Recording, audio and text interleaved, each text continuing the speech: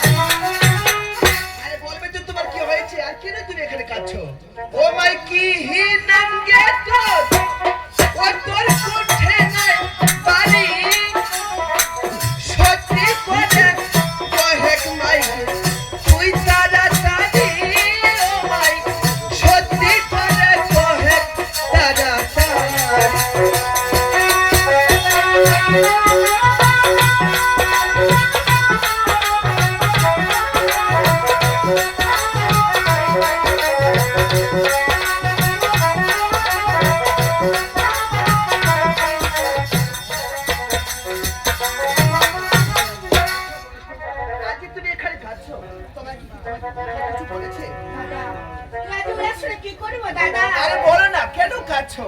ও কার জন্য তুই কান্দাছি কিবা হইছে তোর? কি তোর মনের কথা খুলে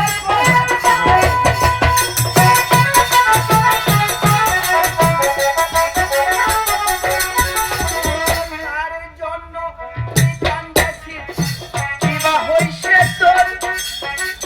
কি তোর মনের ব্যথা খুলে কহে তো?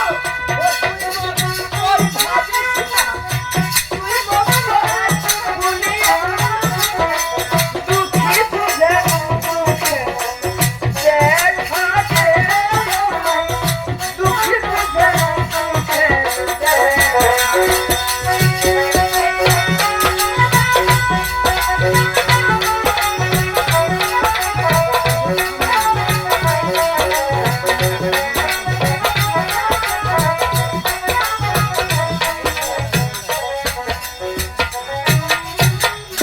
তোমার সাথে তো আমার কোনো পরিচিত নেই, আমিও কিন্তু জয়ন দুঃখী, এই জন্য তোমায় জিজ্ঞাসা করছি আর তুমি কার জন্য কাঁদছো? ও কার জন্য তুই কান্দেছিস কিবা হইছে তোর? কি তোর মনের ব্যথা খুলে কহে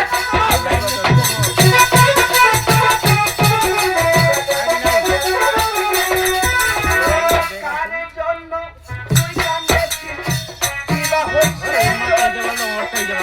কিবা তোর মনের ব্যথা খুলে কহে তুই মোর কহে ভুলিয়া দুঃখী বুঝে দুঃখে দেহে থাকে ভাই, দুঃখী বুঝে দুঃখে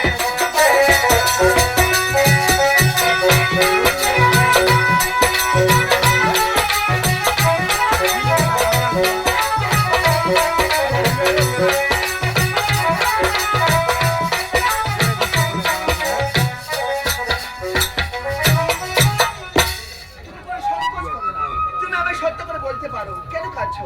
কি হয়েছে? কেউ তোমায় কিছু বলেছে? না দাদা না। তুই কাই দাদা তোর চিরা করো না দাদা। ও তুমি আমার চিনো না? আমি হচ্ছি এই বাড়ির একমাত্র সন্তান আর আমার নামই হচ্ছে হীরা। কি করছিস দাদা? ওই জন্য কাকা বাবু কইছিল তুই ঢাকা থেকে মোর বেটা আসবে। হ্যাঁ আমি এইমাত্র তোর অনেক পরিশ্রম হচ্ছে দাদা। তুই চল দাদা ভিতরে আয়।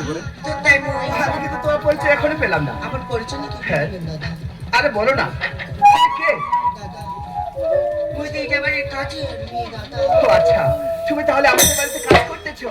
আচ্ছা সমস্যা নেই, আমি অনেক জানতে করে এসেছি, খুবই ক্লান্ত, এসব কথা নয় পরে হবে, চলো আমরা কিছু আগে খাওয়া দাওয়া ব্যবস্থা করবো। ঠিক আছে দাদা তুই বসাকে আয়। একসাথে থাকো দুজনে।